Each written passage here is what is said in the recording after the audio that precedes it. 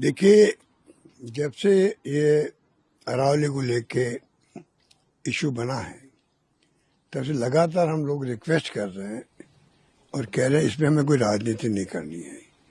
हमें बहुत ही प्रसन्नता है कि आज सुप्रीम कोर्ट ने स्टे कर दिया, हम उसका स्वागत करते हैं और हम उम्मीद करते हैं कि सरकार भी समझ जाएगी कि जनता क्या चाहती है।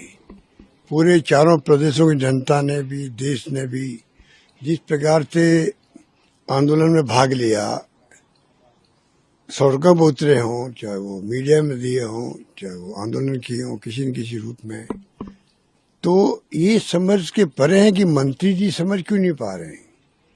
जिस प्रकार वो जिद्दी स्वभाव के बने हुए थे, ये मेरा 5वां रिकॉर्डिंग हुआ आज से।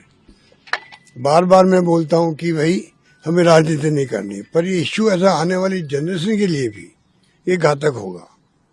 अरावली पहाड़ी है, नहीं रहेगी तो क्या होगा, ये मुझसे ज्यादा पूरा देश जानता है, वैज्ञानिक जानते हैं, पर्यावरणविद जानते हैं। तो ये सरकार क्यों नहीं समझ पा रही है।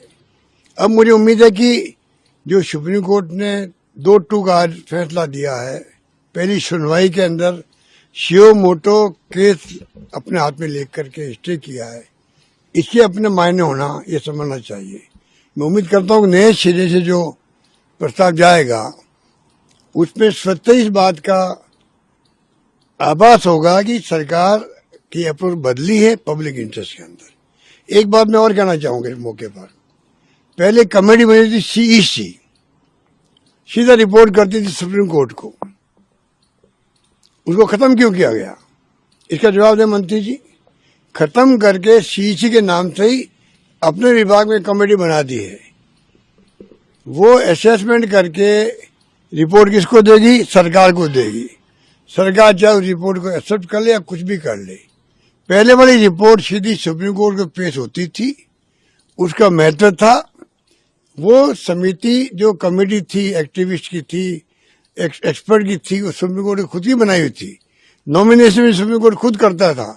उस कमेटी को वापस बनवा दीजिए, आधा समस्या आपकी सरकार की हल हो जाएगी। लोग समझ जाएंगे कि अब जो फैसले होंगे वो सुप्रीम कोर्ट की एक्सपर्ट कमेटी की राय के आधार पर होंगे।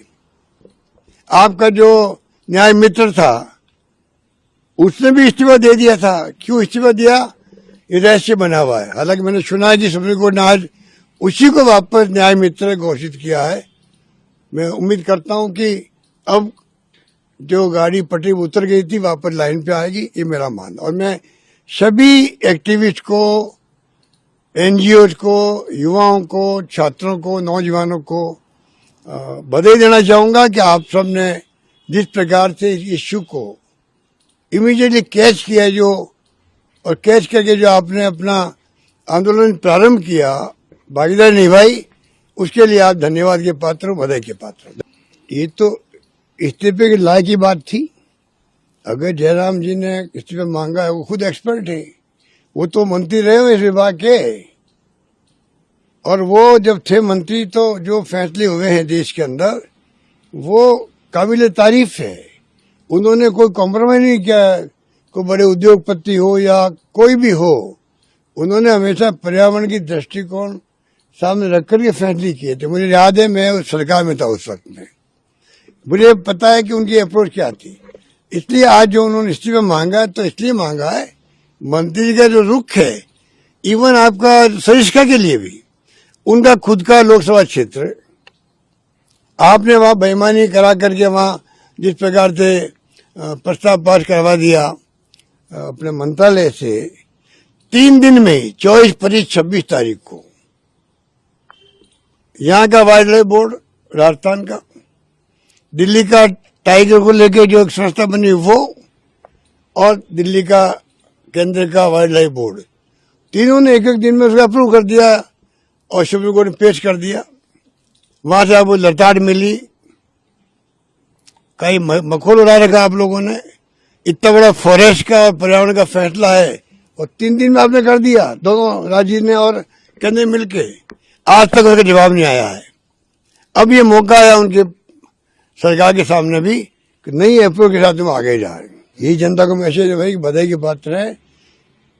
इस घटना से ये सिद्ध हो गया, पब्लिक इंटरेस्ट का कोई इश्यू आता है उसमें तमाम लोग सारे, कोई मतभेद हो या डिफरेंस ऑफ ओपिनियन भी हो के मामले में, ऐसे मामले में सब एकजुट हो जाते हैं।